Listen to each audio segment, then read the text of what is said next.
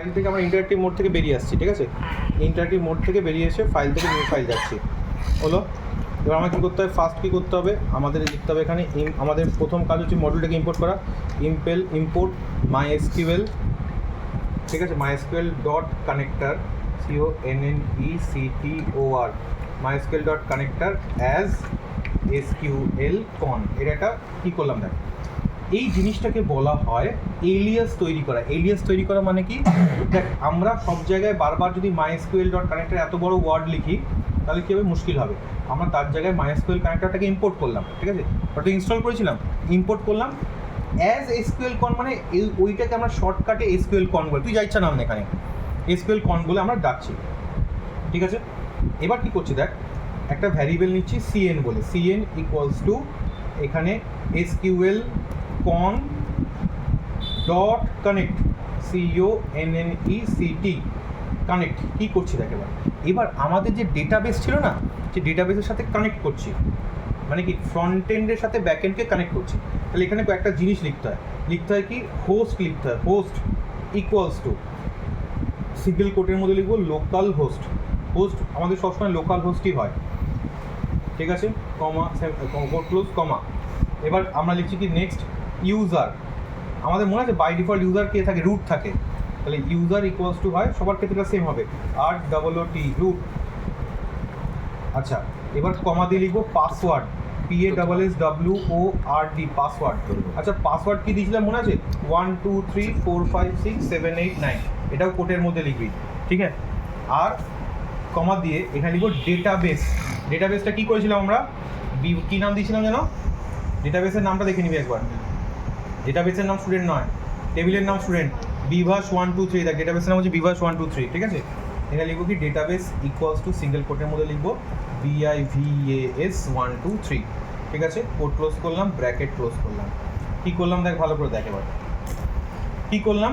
প্রথমে import MySQL dot connector SQL con, MySQL কানেক্টরটাকে open করলাম, মানে আমাদের ইম্পোর্ট করলাম, এবং তার এলিয়াস তৈরি করলাম, মানে সংক্ষিপ্ত নাম তৈরি করলাম, মানে কী নাম দিলাম, SQL con। কী করছি এবার, একটা CN বলে একটা ভ্যারিয়েবল নিচ্ছি, SQL conটাকে নিলাম। তো এখানে SQL con যদি না লিখে এরকম করতে পারতি, তো MySQL dot connector dot connect, এটাও করা হতো কিন্তু অনেকটা বড় হয়ে যেত, ওই জন্য শর্ট ফর্মটা লিখছি। তুই এই জায়গায় তুই অন্য আরও শর্ট ফর্ম দে, SCN বা যা ইচ্ছা দে, তুই তোর যেমন ভ্যারিয়েবল দিই না, সেই ভ্যারিয়েবলের যে কোনো দিয়ে দে। ডট কানেক্ট, কানেক্ট করে আমরা কী করতে চাইছি, অ্যাকচুয়াল ডেটাবেসের সাথে কানেক্ট করবো। এবার এই ডেটাবেসের সাথে কানেক্ট করতে গেলে আমাদের 4টে ইনফরমেশন কম্পিউটারকে প্রোভাইড করতে হয়। হোস্ট মানে কি, হোস্ট হচ্ছে আমাদের কম্পিউটারটা অ্যাজ এ লোকাল হোস্ট হিসেবে ইউজার হয় যখন আমরা ইনস্টল করেছি, ওখানে একটা অপশান ছিল অ্যাড ইউজার, যদি অ্যাড ইউজার করতাম ঠিক আছে, কিন্তু যদি কোনো ইউজার অ্যাড না করি, আমাদের MySQL ইনস্টল করার সময় যদি কোনো ইউজার অ্যাড না করি, তাহলে বাই ডিফল্ট ইউজার হয় রুট। পাসওয়ার্ড কি, পাসওয়ার্ড আমরা যখন দিয়েছিলাম 1 2 3 4 5 6 7, এই পাসওয়ার্ড বুঝবি না। আর ডেটাবেস নাম কি, যখন যে ডেটাবেস নাম কি সেটা, ঠিক আছে। এবার দেখ আমাদের নেক্সট করছি, দেখ একটা ফাংশন লাগে যাকে বলি কারসার ফাংশন। এবার আমরা দিচ্ছি কি কার ইকুয়ালস টু এখানে CN ডট কারসার CURSOR।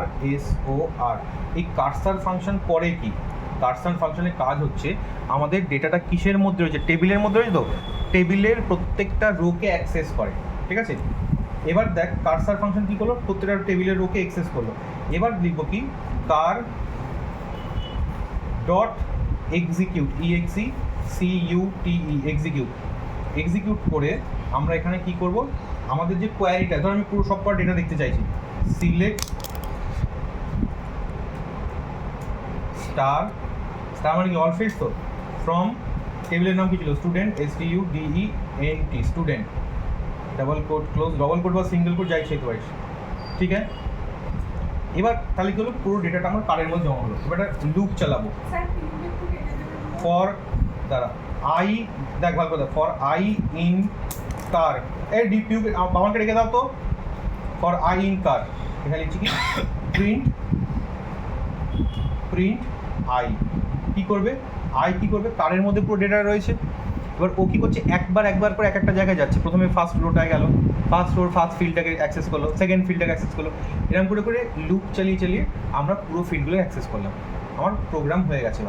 এবার এটাকে রান করাবো। রান করাতে গেলে কী করবো, রান থেকে রান রান থেকে যাব রান মডিউল, স্যার এত মনে রাখবো এবার আমার তো এখন থেকে এখানে যাও, একটা নাম দিয়ে সেভ কর, এক্ষুনি বসবে মেশিনে।